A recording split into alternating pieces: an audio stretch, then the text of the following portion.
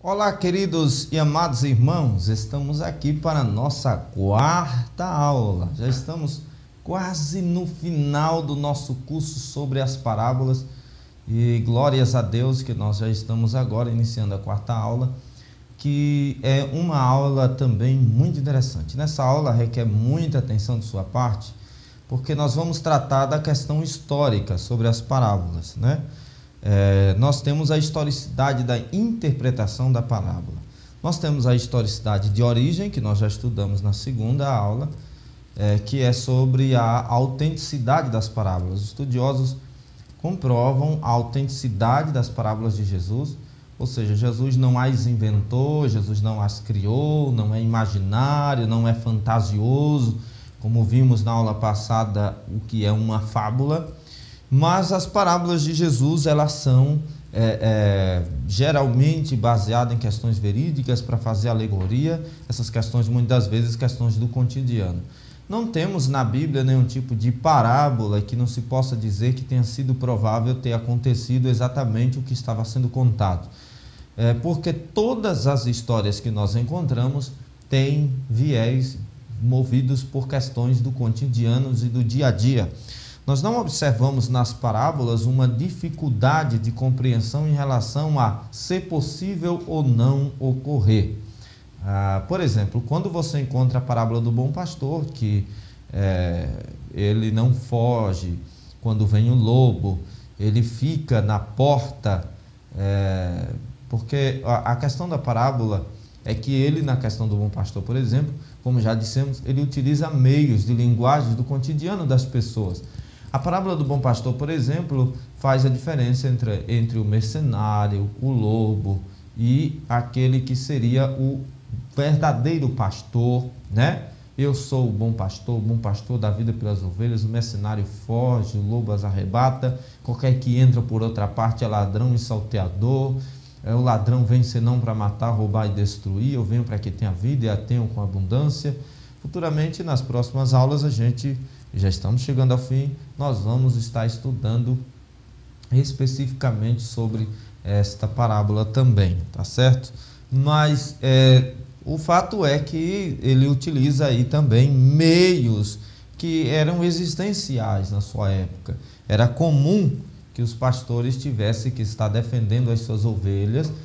Existia o pastor mercenário, que era o pastor contratado, quando o dono das ovelhas não podia estar, mas o verdadeiro pastor, que era dono das ovelhas, ele dava a própria vida pelas ovelhas, ou seja, ele se arriscava por elas, como fez Davi com as ovelhas de Jessé, seu pai, lá no deserto. Você lembra do Antigo Testamento, em 1 Samuel, diz que ele enfrentou o leão e o urso, a fim de que estes não destruíssem o rebanho. O pastor, meu querido obreiro, o pastor que é pastor, ele não fica com as ovelhas só no momento melhor, ele não abandona a obra. E ali, em relação a Jesus, é outra questão ainda mais profunda do que essa que nós estamos aplicando aqui.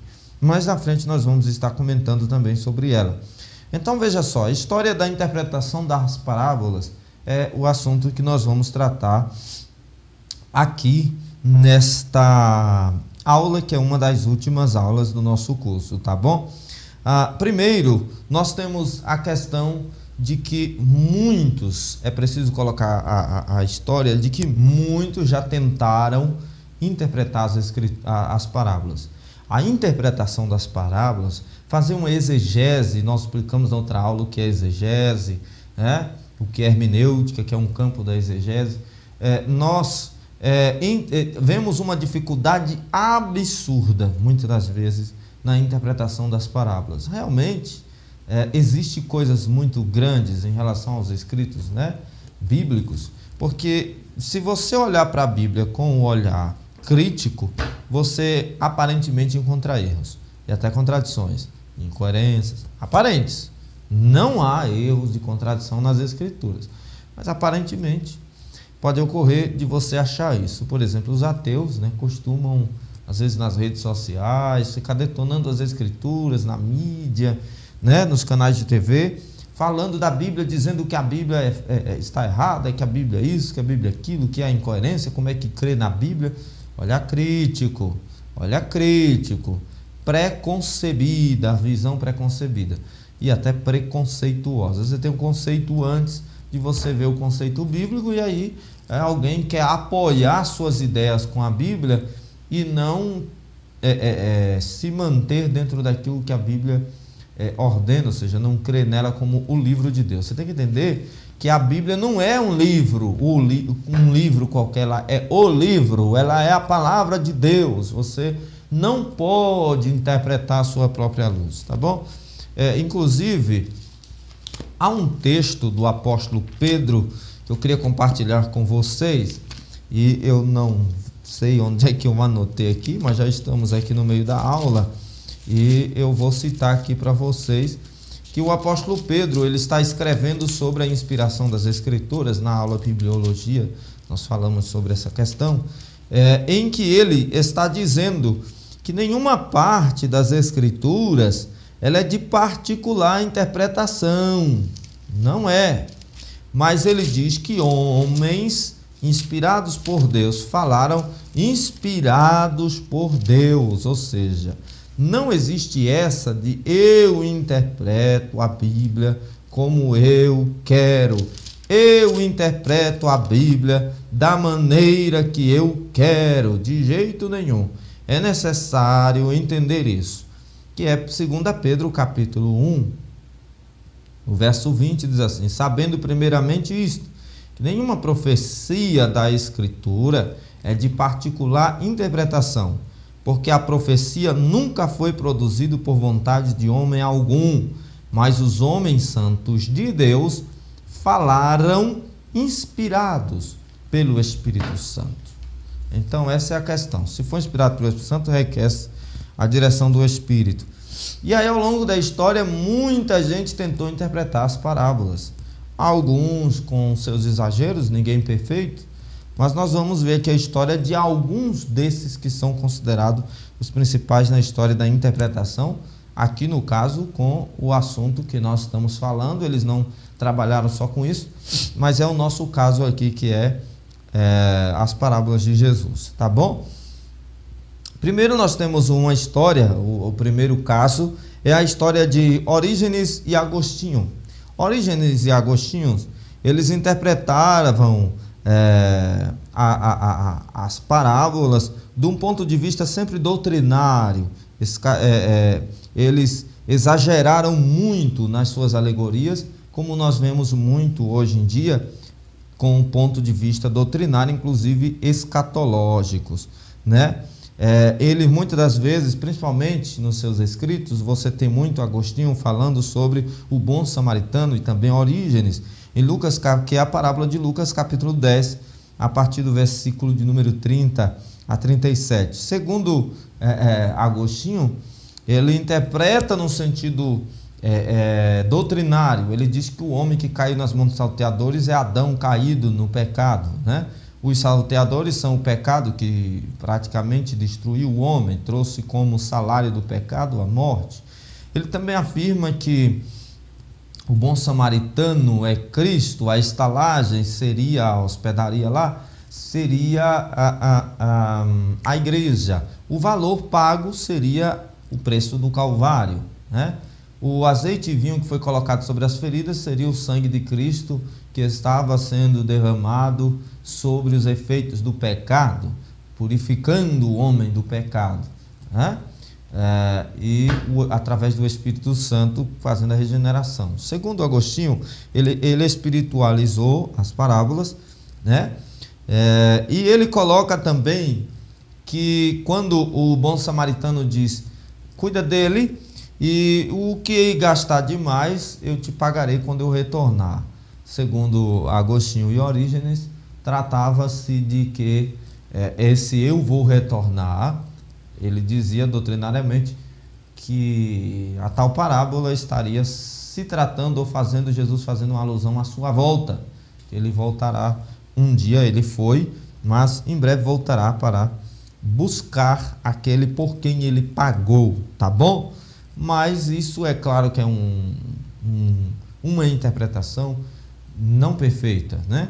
Embora tenha-se alegoria, sim, não se devia exagerar, e ele exagerou. A interpretação das parábolas é algo muito sério, e ele exagerou muito nessa questão, até porque quando o nosso Senhor voltar para buscar a igreja, ele não voltará a pagar outro preço, o preço já foi pago. Na carta aos Hebreus, a Bíblia Sagrada nos afirma que não há outro sacrifício para salvar. Não há. Somente o sacrifício de Jesus, que é uma obra expiatória, completa, ilimitada. Somente o sacrifício de Jesus, que foi uma obra cabal, tá? Total, perfeita. Ele não fez o sacrifício por si mesmo, ele fez pelo pecado dos outros. O que o sacerdote da lei fazia era primeiro por si mesmo, depois pelo pecado do povo. Nós temos ali muitas alegorias, inclusive lá em Hebreus, é mestre em alegorias, Hebreus, Tiago, tá bom?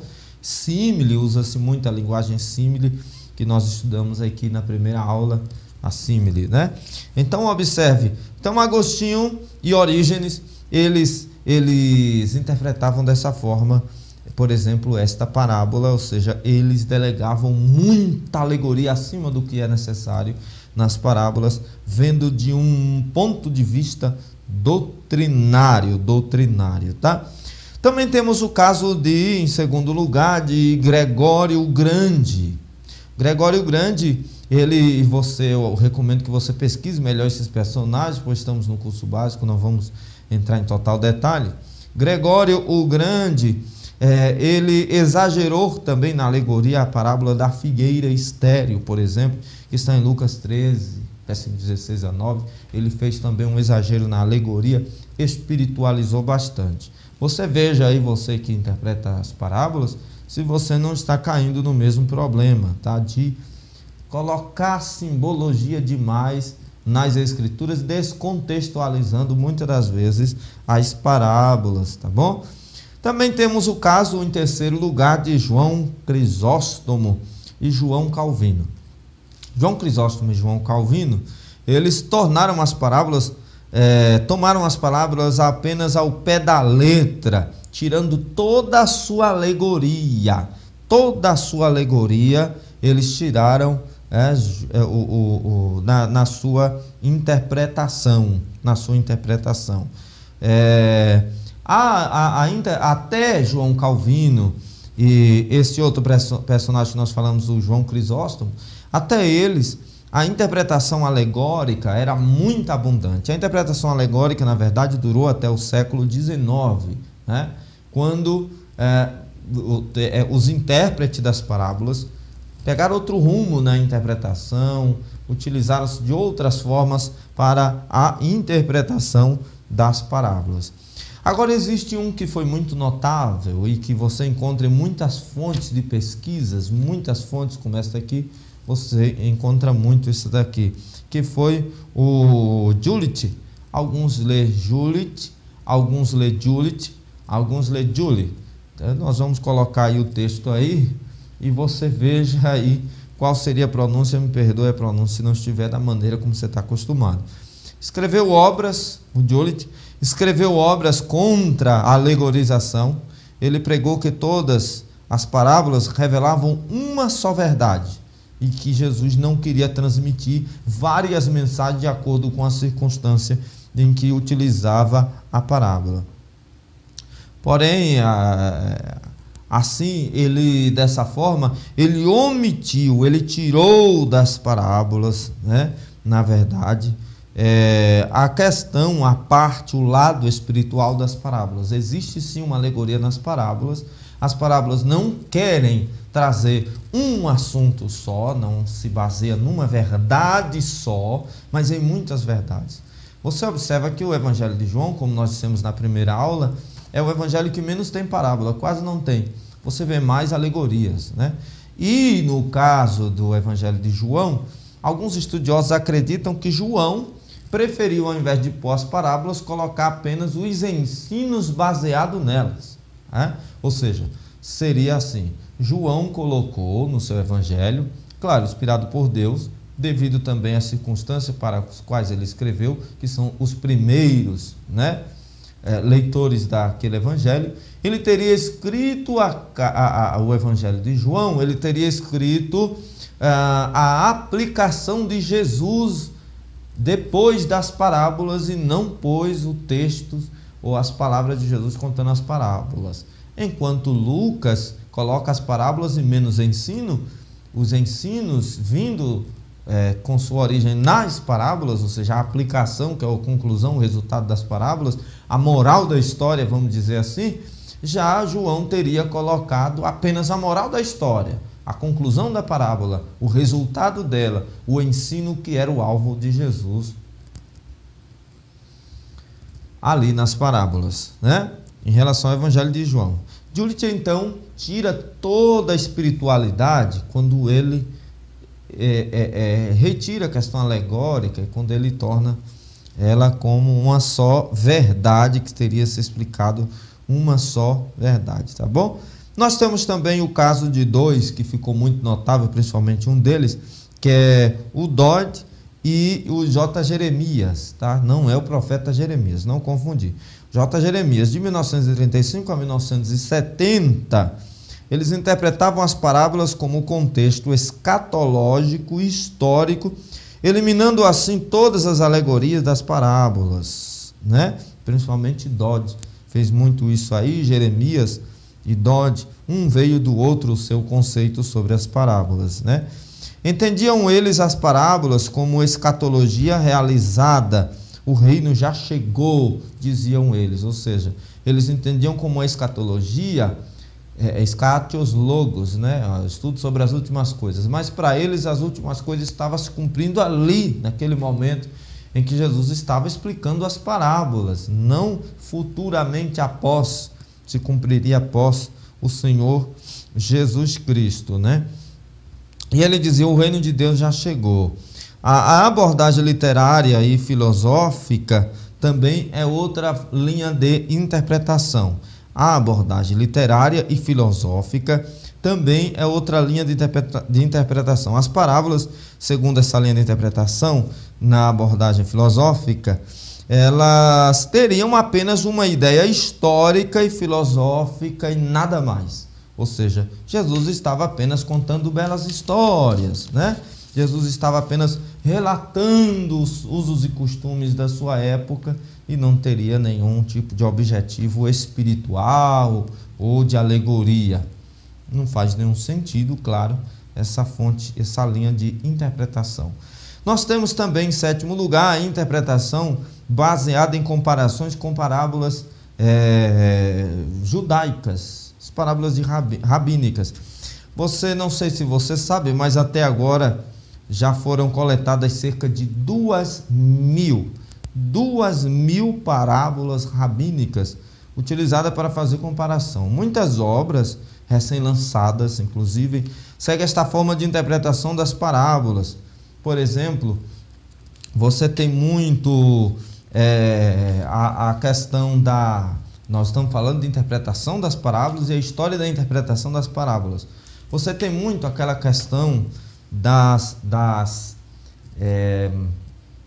de alguns livros aqui no Brasil. Eu vou até apontar um que usa, em parte, essa forma última, né, de interpretação, que é a comparação de livros de escritos judaicos, históricos, arqueológicos, para se entender as parábolas, fazendo semelhança, mostrando semelhança entre eles, como nós falamos disso a princípio na primeira aula, né, sobre a origem das parábolas. Tem um livro aqui, Compreendendo Todas as Parábolas de Jesus, por exemplo, da CPAD, utiliza um pouco, na verdade, deste método, tá, de interpretação. Então, nós temos a história da interpretação, né?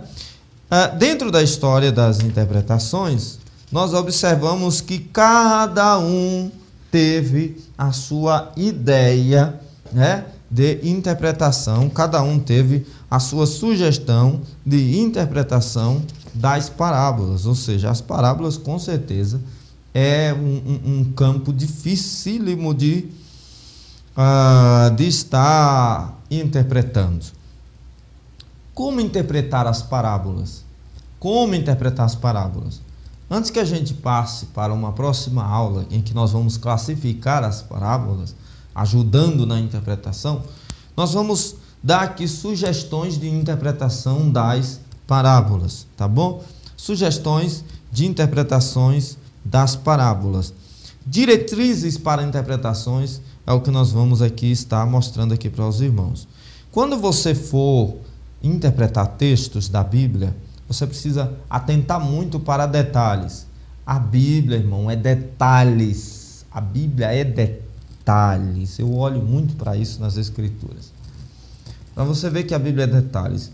Um tempo atrás, lendo as Escrituras, eu já li a Bíblia algumas vezes por completo. Isso não é motivo de ostentação. Não vejo assim, né? As pessoas falam isso para ostentar, mas ler por ler, só para contar história, não faz nenhum sentido. Mas ler com cuidado.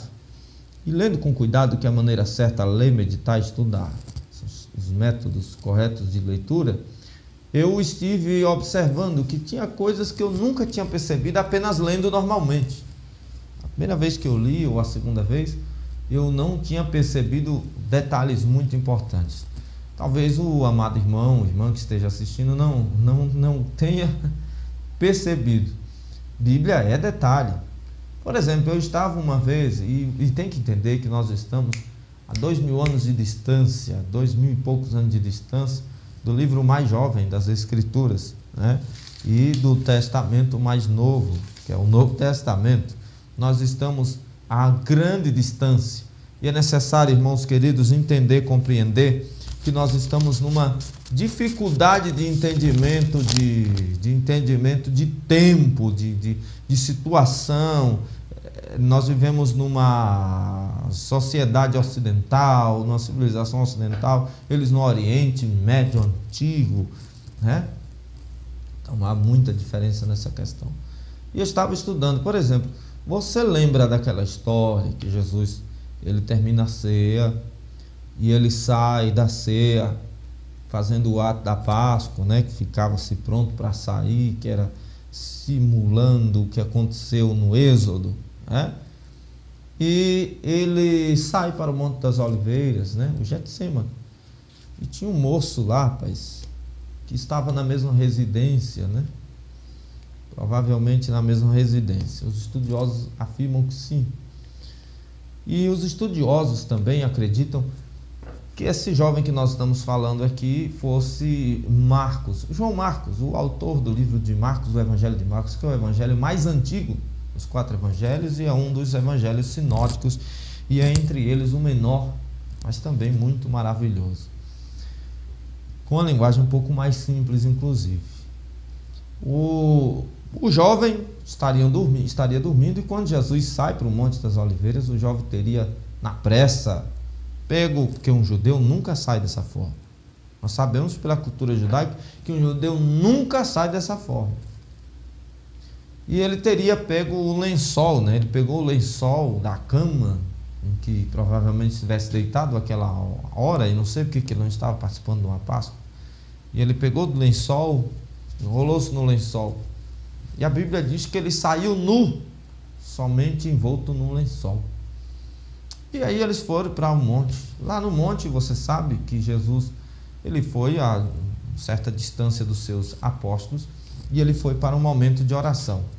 Enquanto ele está no momento de oração, você sabe muito bem que Jesus retornou algumas vezes aos apóstolos e achou os apóstolos dormindo. Todos eles estavam dormindo. Enquanto eles estavam dormindo, Jesus estava orando, né?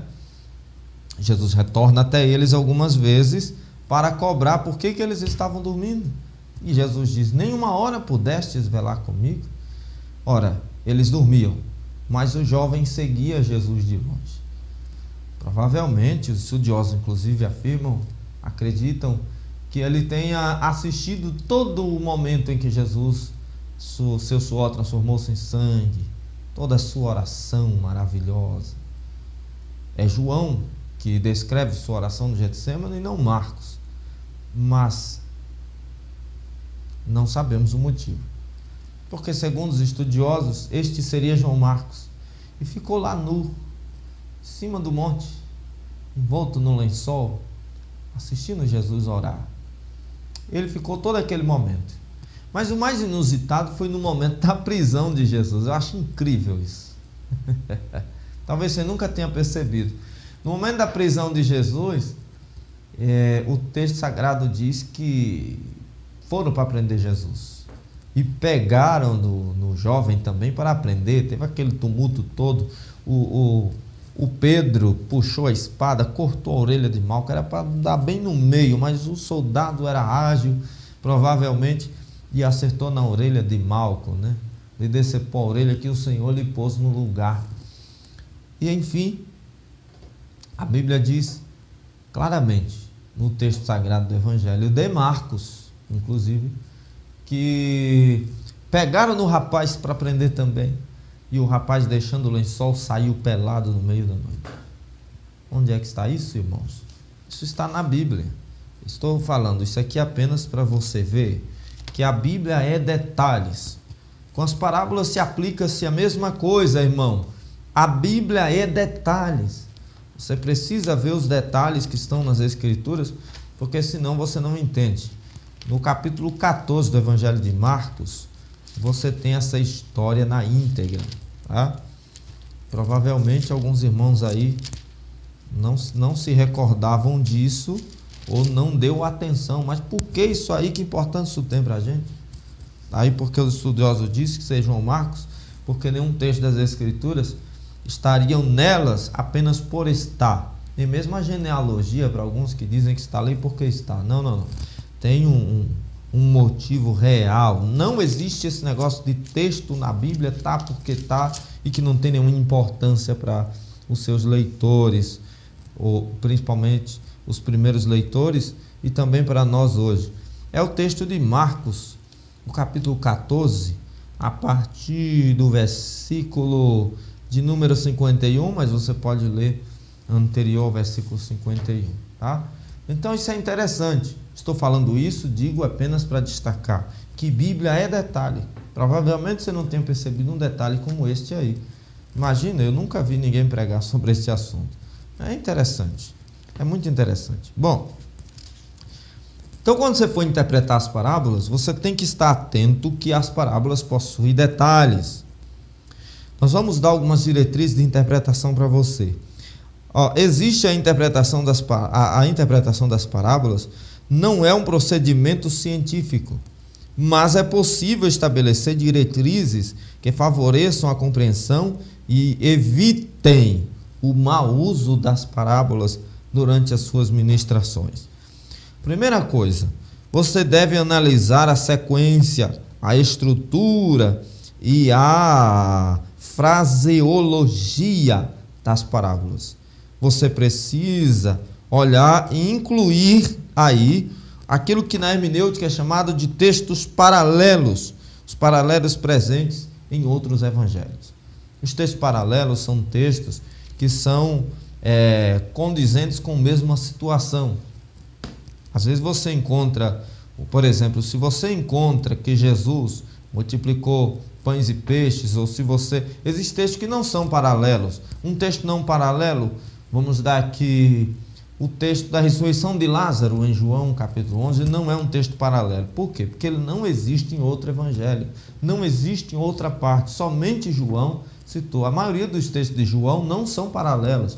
Daí porque não se acredita, não se está colocando o evangelho de João entre os evangelhos sinóticos, que são os evangelhos de Mateus, Marcos e Lucas, porque eles coadunam, eles formam a mesma linha de pensamento, repetindo na maioria, não no total, mas na maioria, sendo muito coerentes com as mesmas situações. A questão da cronologia bíblica nos evangelhos, assim como em toda a Bíblia, é complicado. O número na Bíblia é sempre aproximado. Não tem número exato. Às vezes a gente vê pessoas pregar que determinada coisa aconteceu depois da outra. Excetuando se estudou e analisou, não se deve dizer isso. Porque a questão cronológica na Bíblia, pessoal, é muito complicado. É complicadíssimo. Então, é preciso ter muito cuidado. Analise, então, a sequência, tá bom? E a estrutura E a fraseologia das parábolas, como é que estão as palavras nas parábolas, como é que foram utilizados, veja em que situação está inserido, né? Acompanhe o desenvolvimento da parábola, observe também qualquer estrutura específica, como paralelismo ou alguma coisa semelhante. Por exemplo, existem paralelos significativos entre o filho mais novo e o filho mais velho na parábola do rico e Lázaro. Olha aí, uma dica de interpretação. Você tem que olhar quais são os paralelos entre eles. O que havia, quais as características paralelas entre a parábola aqui do capítulo de Lucas. Lucas 15 é considerado o capítulo dos achados e perdidos, porque as parábolas que aparecem em Lucas, em todo o capítulo 15, tem esse sentido de achar e perder, perder e achar. Então é interessante, bem interessante. Então você veja quais são os paralelos. Aí você encontra paralelismo entre estas parábolas dentro do mesmo capítulo do Evangelho de Lucas, o capítulo 15, né? Você encontra mudanças, observe mudanças significativas de fraseologia entre os vários relatos. Eles precisam ser entendidos à luz dos propósitos editoriais dos evangelhos, para quem escreveu, por que escreveu, o que queria dizer. Tudo isso você precisa perguntar. Uma das técnicas da hermenêutica, arte de interpretar a Bíblia, é justamente a questão de fazer perguntas ao texto. Por quê, para quem, onde, como, o que se pretendia, qual o objetivo. Essas coisas são muito importantes no estudo das Sagradas Escrituras, na questão aqui parábolas, que é o caso aqui em questão, por exemplo. Então não se deve de jeito nenhum presumir que um evangelho em particular sempre apresenta a versão mais antiga de determinada parábola. Também não se deve eliminar a introdução e a conclusão de nenhuma parábola que culmina na aplicação da parábola. A parábola ela tem um corpo, a parábola ela tem um objetivo. A parábola ela não é o caiu de paraquedas no meio da história, não. Você precisa então analisar essa questão, você precisa ver. E como foi dito aqui, você não deve de jeito nenhum imaginar o seguinte: vamos supor, o Evangelho de Lucas conta essa parábola e cronologicamente foi, por exemplo, o Evangelho de Marcos é o mais antigo, Marcos conta. Então a versão mais correta é a de Marcos, porque Marcos é o mais antigo. Não existe isso na interpretação das parábolas. Não é porque veio primeiro e o outro veio depois. Não. Primeiro por causa da inspiração, segundo da inerrância e também pelas questões hermenêuticas, que quando estivermos analisando algumas delas, as principais, pois se fosse para analisar todas seria muito longo, nós vamos estar entendendo nas parábolas, tá bom? Então, outra questão interessante que eu quero colocar aqui é, na parábola, quando você for ver a parábola, você observe aspectos culturais e históricos que proporcionam compreensão mais aprofundadas. Nesse quesito, nas parábolas, você precisa observar aspectos culturais, históricos e que proporcionam com uma compreensão mais aprofundada devido ao pano de fundo do evento. Eu recomendo para você adquirir materiais de pesquisa, uma Bíblia de estudo que trabalha com cultura, como a arqueologia, uma Bíblia que trabalhe com cronologia. Existem alguns materiais importantes no mercado. Um comentário bíblico. Sempre nas nossas aulas nós colocamos bibliografia, né? Como algumas de teologia sistemática, nós colocamos também algumas teologias.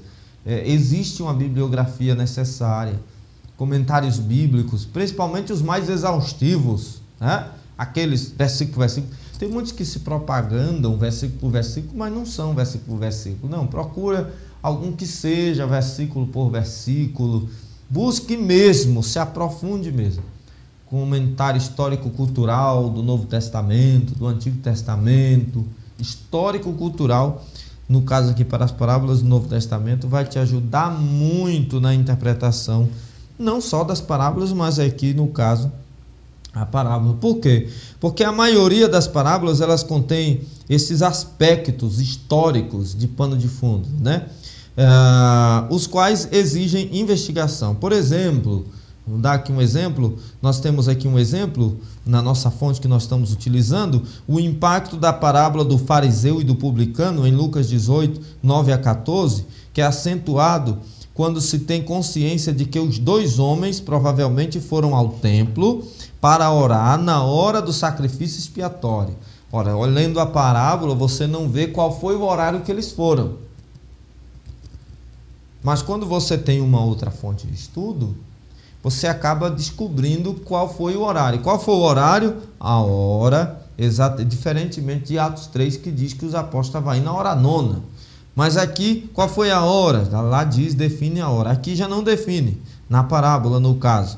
Que é um aspecto interessante. Isso mostra a veracidade das parábolas, porque realmente existia esse hábito de se ler, ordenado pela lei, de se orar, de buscar, né, ao Senhor no templo. Os dois teriam ido exatamente no momento do sacrifício expiatório, ou da manhã ou da tarde.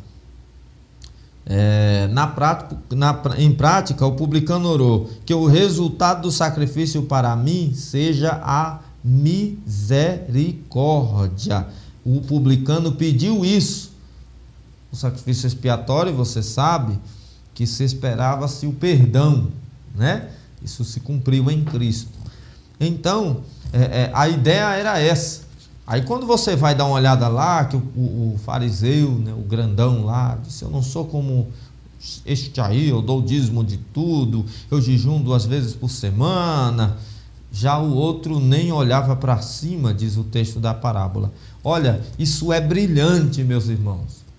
Jesus está mostrando que o homem não pode se justificar a si mesmo, e que mais justificado é aquele que confessa, aquele que se humilha. Nós temos ali umas verdades, várias verdades, não apenas essa, né, que são muito interessantes de se analisar. E eu lembrando a vocês aí, como nós vimos na outra aula, que as parábolas servem para ilustrar em 3 verdades morais: a verdade moral, a verdade ética e a verdade espiritual, que está aqui, as 3 juntas na parábola do fariseu e do publicano, né? Nós temos aqui.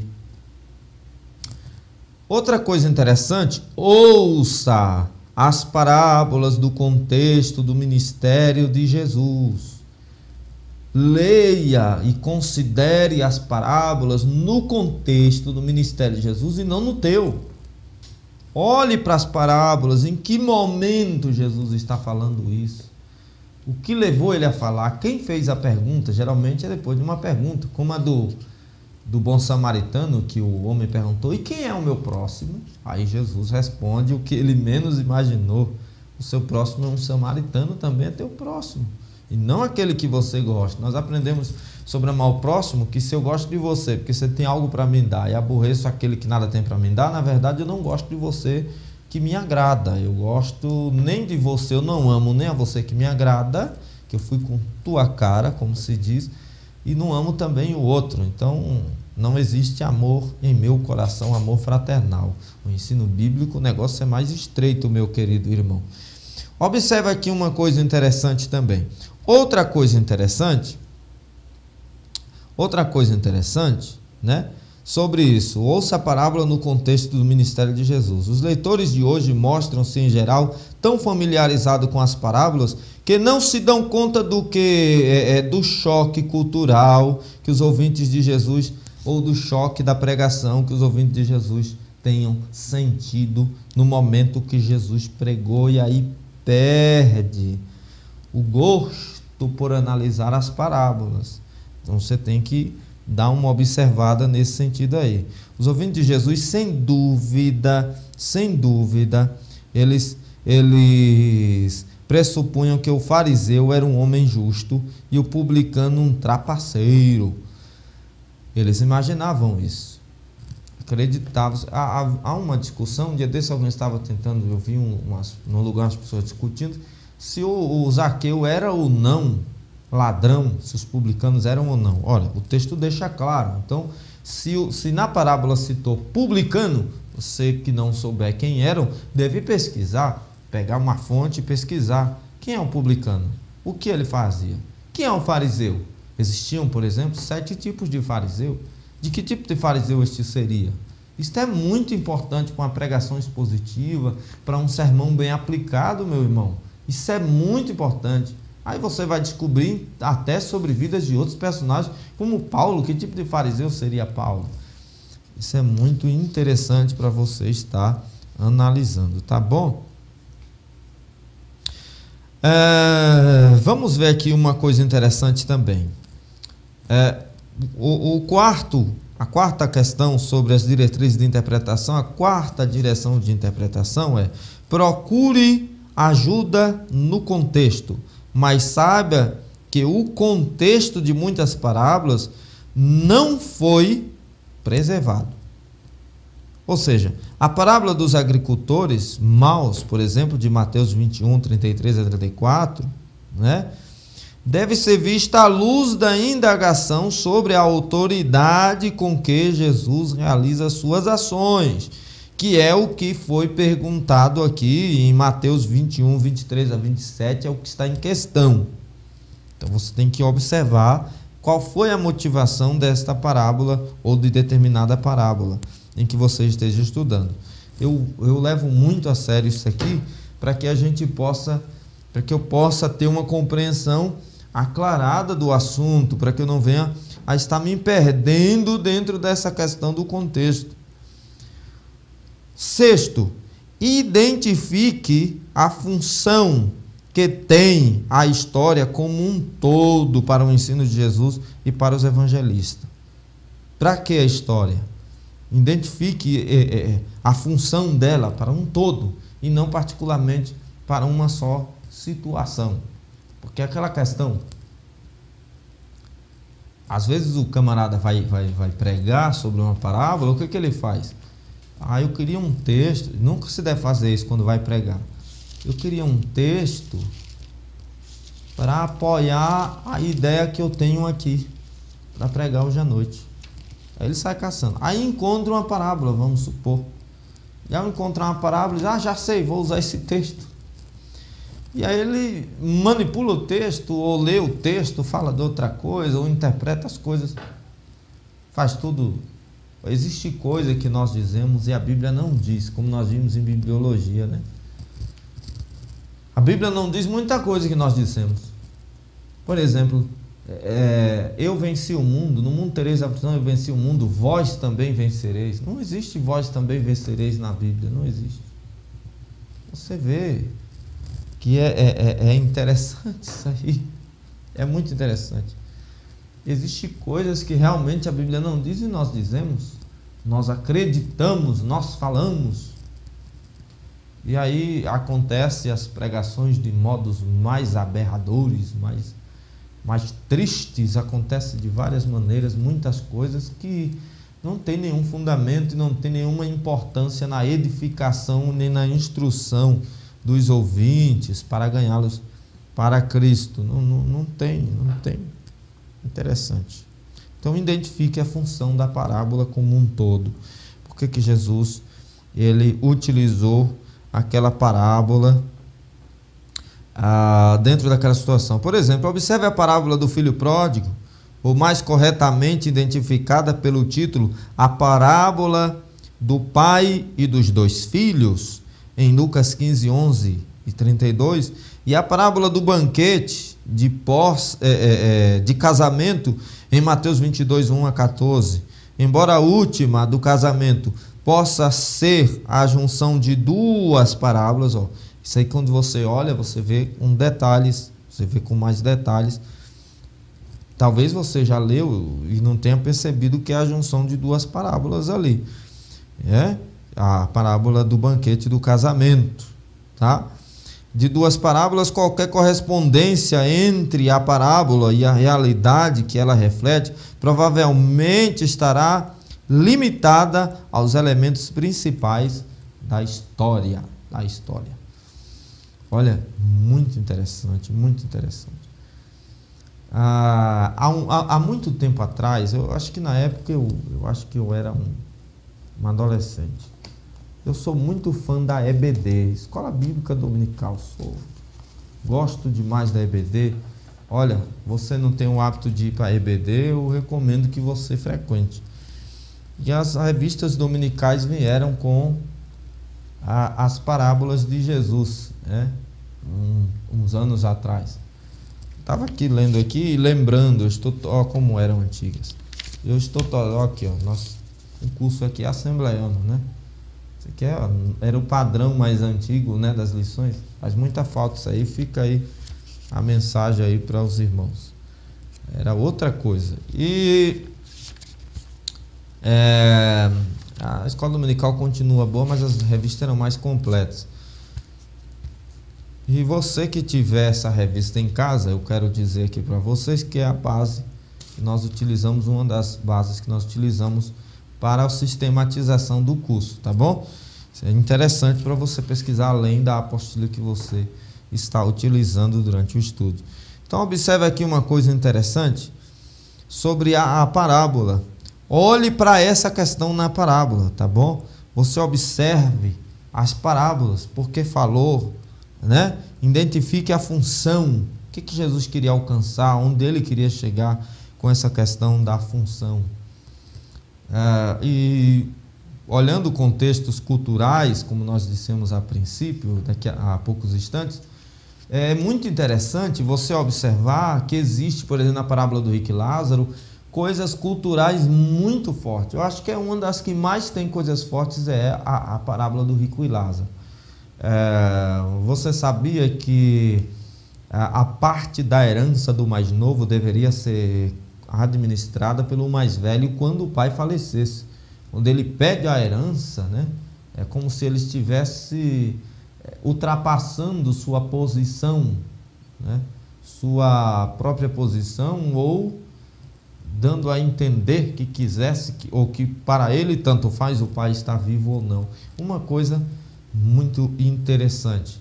Percebe-se também que o filho mais novo nunca aparece. Olha, vê detalhes na parábola, tá?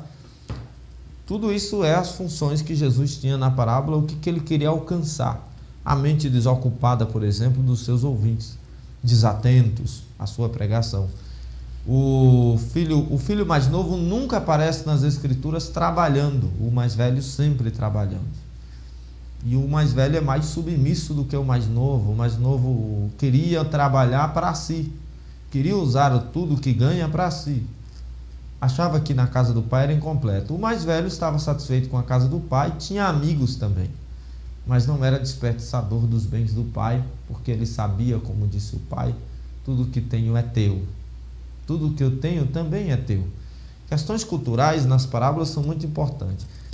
Mais na frente a gente vai ver sobre a parábola do filho pródigo, mas já de antemão, colocando aqui, por exemplo, se você não estudar as parábolas no ponto de vista do contexto da época de Jesus, que elas foram ditas, você não vai colher informações importantes e necessárias dela para a sua edificação e para a explanação dos teus ouvintes.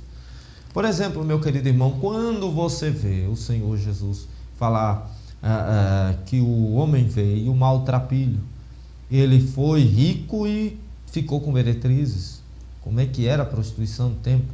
É muito importante você ver, Jesus está falando de um contexto judaico, não ocidental e não romano ou de outra circunstância, de outra nação, mas judaico. Aí você vê também a questão, ele volta maltrapilho, ele volta mal cheiroso, ele volta com vestes de escravos e de mendigo. Quando ele retorna para seu pai, ele ensaia um discurso: pequei contra o céu perante ti, na casa ali você vê, por exemplo, quando ele diz assim: estou aqui perecendo de fome, na casa de meu pai os jornaleiros vivem melhor. Ele fala assim, não com essas palavras, mas parafraseando o que ele diz, né? Na casa de meu pai há abundância de pão, eu aqui pereço de fome. Voltarei e direi para meu pai, aceita, não posso ser aceito como filho, me aceita como um dos teus jornaleiros, trabalhadores, empregados. Ou seja, como empregado na casa do meu pai é mais justo do que o que me empregou aqui nesse chiqueiro de porcos. Então eu serei melhor sustentado, porque um servo de meu pai é melhor sustentado do que eu estou aqui nessa condição. Quando ele retorna, o pai lhe diz: trazei a melhor roupa. Ignora o seu discurso. Trazei a melhor roupa. O pai se lança ao pescoço do filho, não observando o mau cheiro do filho, nem a sua sujeira. O pai já avistou ao longe, o que dá a entender que estivesse esperando. Tudo isso representa o reino de Deus. E ali o pai vai, lança-se ao pescoço do seu filho, o abraça ali, e a Bíblia diz que o beija, um amor incondicional, não olhou para a aparência, não olhou para o mau cheiro, e ele diz: trazei-lhe a melhor roupa. O pai estava dizendo: roupa de filho e não de escravo, não te quero como escravo. O pai disse assim: trazei-lhe sandália. O escravo não utilizava sandálias dentro de casa. O filho sim, trouxeram-lhe então as sandálias. Trazei-lhe o melhor anel e coloca-lhe no dedo. O pai parece que tinha tudo guardado justamente para a situação. Anel é posição. No anel tinha-se geralmente, existia o sinete, né? O selo, que no rei, com o rei, assim como também algumas classes sociais, podia estar no anel, poderia estar pendurado no pescoço. Você lembra de Judá no Antigo Testamento, que deu, né, o cajado, o selo, né? Que se utilizava para autenticar coisas, né? Você lembra da expressão foste selados com o Espírito? Selar com o Espírito, autenticar, ou seja, nós somos propriedade exclusiva. Então, são coisas interessantes que é preciso entender nas Escrituras. Trazer-lhe o melhor, trazer-lhe o anel e pondo-lhe no dedo. Trouxeram o anel, colocaram no dedo. Isso lhe deram posição, lhe devolveu a autoridade, lhe devolveu a autoridade de filhos. Ainda fez uma festa, né? Então, as parábolas são incríveis. Outra parábola que é importante você estudar, com esses detalhes que nós colocamos aqui, a dracma perdida de Lucas 15. Uma mulher perde uma dracma. Segundo os estudiosos, a dracma seria parte do dote que se recebia no casamento. Seria um adorno, um colar que ela colocava sobre sua fronte, sua testa. Este colar tinha 10 dracmas, 10 moedas, né? Essas moedas teriam um certo valor. Essas dracmas não deveriam ser perdidas por ela, porque se perdesse as dracmas, ela estaria demonstrando falta de cuidado com o casamento, irresponsabilidade. Quando ela então perde uma delas, ela caça rapidamente, acende uma lâmpada e sai a procurar, né? E sai a procurar, tal qual a outra parábola extra-bíblica e rabínica que nós falamos na outra aula, que o rei também procurou sua pérola. Ela sai a procurar, ilumina e sai a procurar, varre a casa, encontrando, se alegra com as amigas. Há quem diga que a mulher ficou tão feliz porque na verdade ela era pobre, e aí foi procurar a sua dracma perdida, e quando achou, ela fez uma festa. Faz nenhum sentido que ela seja uma pessoa muito pobre, e alguns dizem até viúva, e ao achar uma moeda tão importante, que ela tinha 10, mas perde uma, né? Mas ela achando uma moeda tão importante, vai gastar fazendo a festa. Não faz nenhum sentido. A maioria dos estudiosos afirma que seria assim parte do objeto de casamento, que até hoje existe na cerimônia de casamento judaico. Então, muita questão. Olhe, aprende sobre o casamento dos judeus. Pessoal, nós estamos muito ligados esse costume de aliança no nosso país, no Ocidente, costume romano. Nós estamos muito ligados na questão da cultura romana, na cultura odierna, da cultura de hoje, do Ocidente. E aí a gente quer olhar para a Bíblia com o mesmo ponto de vista, com o mesmo olhar, e não é assim que se interpreta as Escrituras. Quando você chega lá nas Escrituras, por exemplo, Mateus capítulo 25, a parábola das 10 virgens. Na parábola das 10 virgens você tem ali a lâmpada, o azeite, a reserva. O que era isso? Todas dormiram, né? Todas tosquenejaram, isto é, cochilaram, adormeceram. Por que que o noivo atrasou? Ele realmente atrasou? Ele demorou para vir? Por que que ele levava 10 virgens? Por que que as virgens iam com o noivo e não com a noiva, como suas damas de companhia? Onde aconteceria o casamento? Para onde ele levaria a noiva? O que era o dote do casamento? Por que que as lâmpadas tinham que estar acesas quando o noivo chegasse? Por que que em todo o trajeto as lâmpadas não podiam apagar e o azeite não podia terminar? Pois senão ela seria colocada para fora. No texto dos trajes para o banquete de casamento, alguém foi lançado fora, numa das parábolas de Jesus, porque não estava vestido adequadamente. Que vestes são essas no reino de Deus? Qual é o sentido da parábola das 10 virgens no reino de Deus? 5 loucas, 5 prudentes. Não é loucas no sentido de deficientes mentais, mas no sentido de não ser prudente. Na Bíblia, não ser prudente é ser tolo ou louco. Encontramos muito isso, principalmente no livro de Provérbios, ou seja, tem uma influência grande do judaísmo, isto é, da cultura dos judeus, dentro do ensino bíblico. Não falei judaísmo no sentido religioso apenas, mas no sentido mais cultural, tá bom? Então, olhe muito para isso. Apure também o significado teológico da história. O que a parábola ensina acerca de Deus, de seu reino, deve refletir em outras partes do ensino de Jesus. Não existe nenhuma proposta de que devamos reduzir a parábola a propósitos teológicos. No entanto, as parábolas expressam sim uma teologia. Expressam. Ou seja, não vamos colocar só no âmbito teológico, como nós vimos na aula passada, alguns intérpretes da história da interpretação das parábolas. Mais uma vez, não se deve dar demasiada atenção aos detalhes das parábolas, porque as pessoas acabam criando muita coisa. As pessoas pegam muitos os detalhes, a imaginação vai longe, foge do contexto histórico, cultural, foge do contexto necessário para o entendimento das parábolas e causa um transtorno, uma bagunça hermenêutica e exegética. Não tem essa questão aí. Mais uma vez, não se deve dar demasiada atenção então a esses detalhes. Por exemplo, embora Mateus 18, 34 ressalte a seriedade do juízo divino, isso não quer dizer que Deus tenha verdugos ou atormentadores. Não quer dizer. Você precisa entender. Se no inferno tem atormentadores, você pega a parábola e vai, explora, causa um transtorno teológico. Tem que ter muito cuidado com isso. Outra questão, 8. Preste especial atenção ao final da parábola. Preste especial atenção ao final da parábola. A regra da tensão final reconhece que a parte mais importante da parábola é a conclusão. A tensão final é da hermenêutica, uma regra hermenêutica. A parte mais importante da parábola, irmão, é a conclusão, não o início ou o corpo da parábola, a história propriamente dita. Por quê? Porque o objetivo está na conclusão. O objetivo que levou o Senhor a contar aquela parábola, tá bom? Então isso é muito interessante você prestar bastante atenção.